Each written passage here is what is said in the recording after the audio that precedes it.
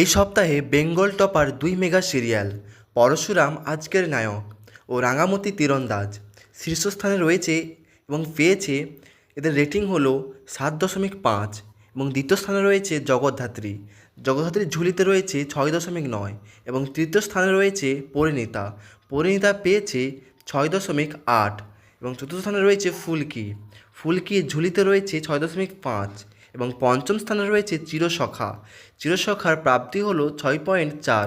তো এই সপ্তাহে কিন্তু রাঙামতি তীরন্দাজ প্রথম হয়েছে এই সপ্তাহে। এবং ষষ্ঠ স্থানে রয়েছে গৃহপ্রবেশ। এই গৃহপ্রবেশের রেটিং হলো 6.0 এবং সপ্তমে রয়েছে কথা। কথা কিন্তু প্রত্যেকবারের মতো এবারেও কিন্তু হাইস্ট নম্বর পেয়েছে এবং 10-এর মধ্যে এসেছে। এই কথা সিরিয়ালও কিন্তু ভালোই রেটিং পেয়েছে, তবে অন্যান্য সপ্তাহের থেকে এবছর সপ্তাহে কিন্তু এগিয়ে রয়েছে কথা। কথার ঝুলিতে রয়েছে 5.8 এবং অষ্টম স্থানে রয়েছে কোন গোপনে মন ভেসেছে ধারাবাহিক।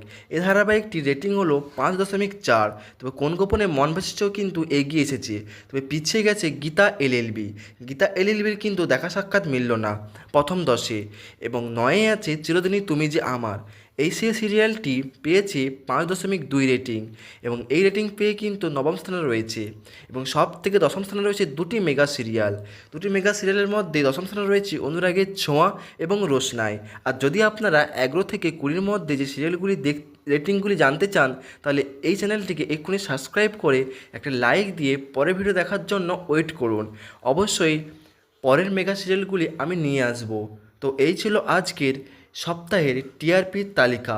কোন কোন সিরিয়ালগুলি প্রথম দশের মধ্যে স্থান পেল তা আপনাদের সামনে উপস্থাপন করলাম।